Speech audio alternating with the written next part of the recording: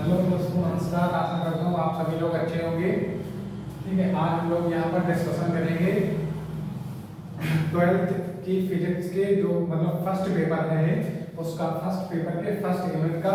यहाँ पर 2024 की जो बोर्ड एग्जाम है उसको दृष्टिगत रखते हुए यहाँ पर हम लोग यूनिट फर्स्ट को डिस्कशन करेंगे। जो भी वेरी मोस्ट इम्पॉर्टेंट क्वेश्चन है केवल उनको ही यहाँ पर डिस्कशन करेंगे। ठीक है, तो सबसे पहला हमारा क्वेश्चन है, पहले पार्ट से बनता है। सबसे पहला ये बनता है वैद्युत क्षेत्र की तीव्रता। क्या बनता है? वैद्युत क्षेत्र की तीव्रता।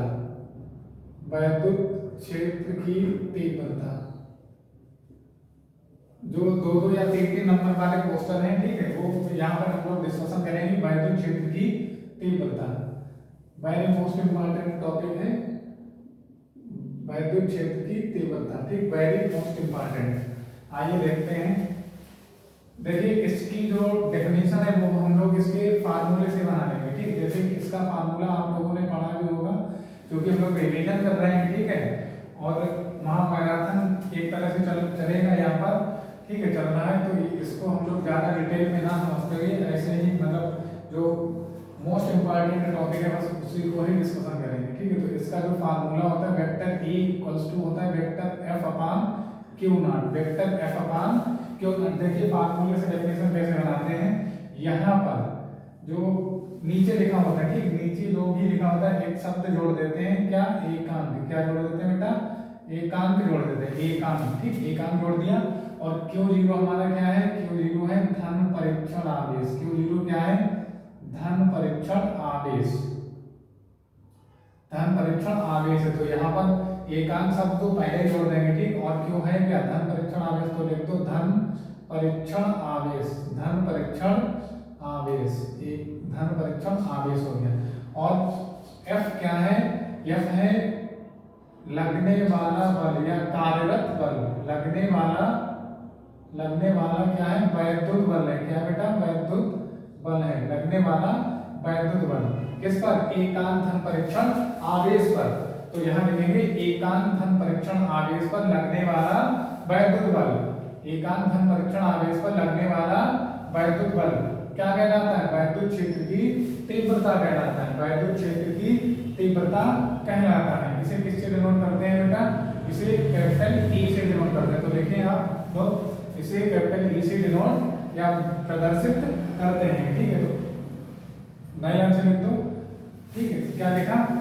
एकांक धन परीक्षण आवेश पर लगने वाला वैद्युत बल। ठीक, क्या कहलाता है? वैद्युत क्षेत्र की तीव्रता कहलाता है। वैद्युत क्षेत्र की तीव्रता कहलाता है। न्यूटन से लिख देंगे। माना एकांक धन परीक्षण आवेश, माना एकांक धन परीक्षण आवेश कौन है? यहाँ पर देखिए एकांक धन परीक्षण आवेश कौन है? Q0 है। कौन है? Q0 है। एकांक धन परीक्षण आवेश Q0 पर लगने वाला वैद्युत बल। लगने वाला वैद्युत बल कितना है? लगने वाला वैद्युत बल F वेक्टर है। कितना है? F vector. तो लिखेंगे माना Q0 धन परीक्षण आवेश पर लगने वाला वैद्युत बल क्या है? F वेक्टर है। F वेक्टर है। तब वैद्युत क्षेत्र की तीव्रता क्या लिखना है? तो तब वैद्युत क्षेत्र की तीव्रता। ठीक है, तो क्या लिखेंगे? E इक्वल्स टू लिखेंगे F vector upon Q0। F vector upon Q0। ठीक है, F वेक्टर अपान Q0।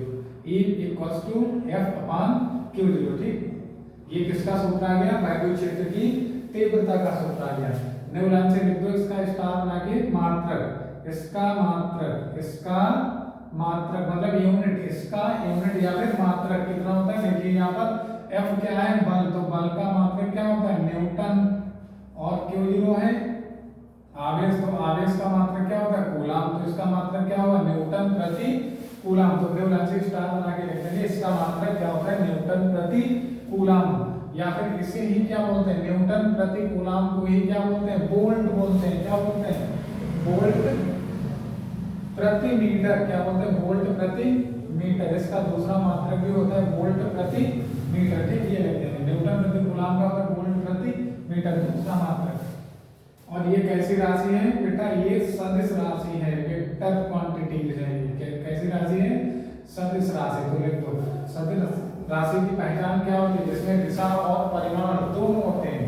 तो तीर, यहाँ पर जो तीर है वो दिशा को डिनोट करता है और जो ई है वो परिमाण को डिनोट करता है। तो जिसमें दिशा और परिमाण दोनों होते हैं वो होती है सदिश राशि। नैगन से लिख देंगे यही सदिश राशि है। ठीक है, तो क्लियर हुआ?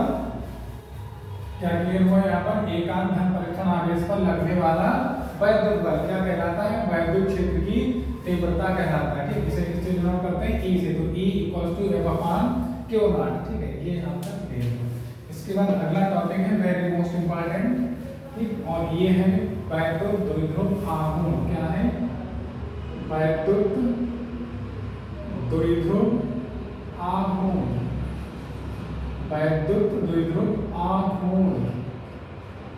Electric dipole movement. क्या है? Electric dipole movement.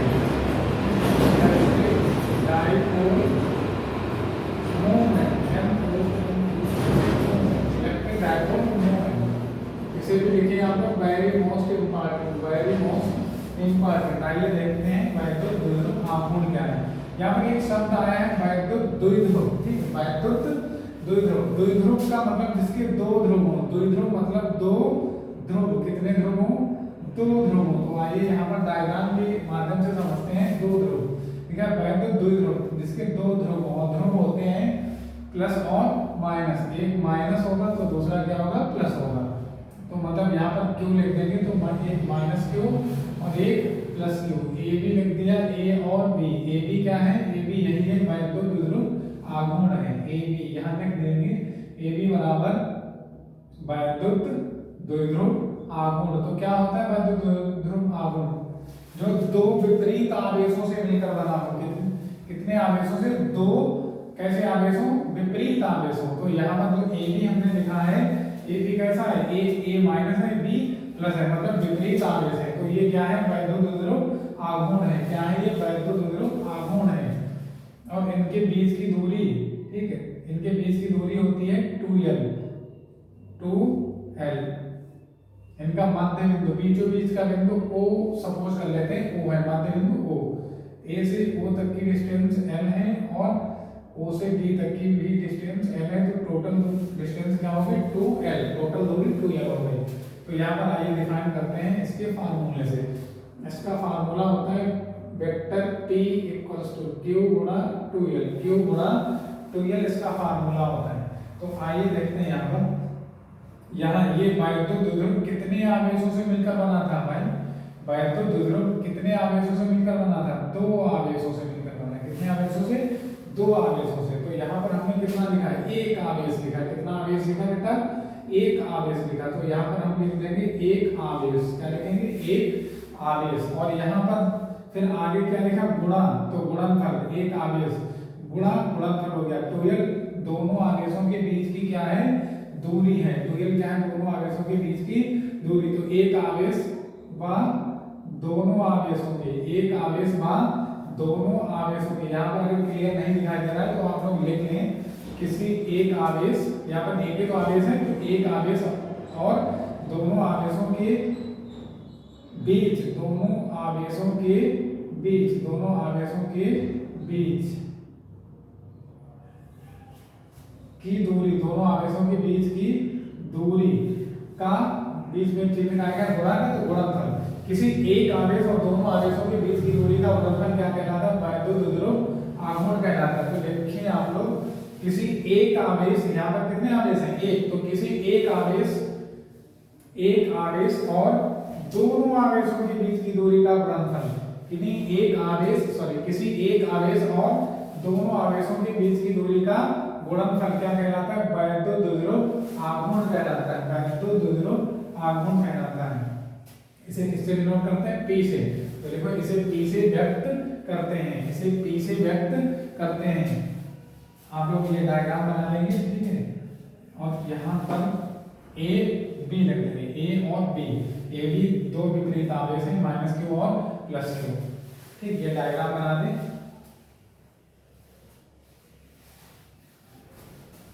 और इसके बाद नई लाइन से लिखते हैं माना ए बी। माना ए बी क्या है? वैद्युत द्विध्रुव आघूर्ण है। ए बी क्या है? वैद्युत द्विध्रुव आघूर्ण है। किससे मिलकर बना है? यहाँ देखिए किससे मिलकर बना है? माइनस क्यू और प्लस क्यू आवेशों से। तो लिखें यह -q और +q आवेशों से मिलकर बना है, यह -q और +q आवेशों से मिलकर बना है तथा इनके बीच की दूरी क्या है, 2l है। तो लिखें इनके बीच की दूरी 2l है, तब वैद्युत विद्युत आघूर्ण बराबर q गुणा 2l, q गुणा 2l। मात्रक लिख देना याद से, इसका मात्रक या यूनिट क्या होता है, q है आवेश, तो आवेश का मात्रक कूलाम और 2l दूरी है तो मीटर, इसका मात्रक कूलाम मीटर होता है, इसका मात्रक कूलाम मीटर होता है। दूसरा ये भी कैसी राशि है, सदिश, तो लिख दो यह सदिश राशि है, यह सदिश राशि है, यह सदिश राशि है। उम्मीद है तो ये आपको समझ में आया होगा और आप लोग इसको अच्छे से एक बार देख लें, ठीक है। और ना समझ में आया हो तो आप लोग कमेंट करें, तो जहाँ पर नहीं समझ में आया पूछ सकते हैं।